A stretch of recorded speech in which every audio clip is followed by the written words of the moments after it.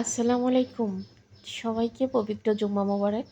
আজকে যেহেতু জুম্মার দিন, পবিত্র শুক্রবার আমাদের মুসলিমদের অনেক আনন্দের একটা দিন। আমাদের কাছে মনে হয় প্রতিটা জুম্মাই মনে হয় ঈদের দিন ফিল হয়।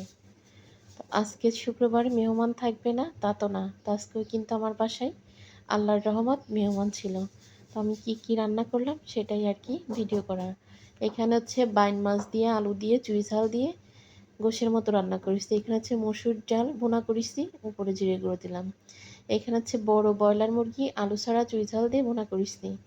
আর এইটা হচ্ছে আমার বাসার হাঁস, চীন হাঁস আলু দিয়ে রান্না করেছি। আর ওই যে দেশি পুঁটি মাছ টমেটো দিয়ে ধনেপাতা দিয়ে রান্না করেছি। আমাদের এখানে কিন্তু এখন অ্যাভেলেবেল পুঁটি মাছ পাওয়া যায়, একদম টাটকা খালের পুঁটি মাছ। আর এখানে আছে হচ্ছে সেই পিঠা, গরম গরম সেই পিঠা।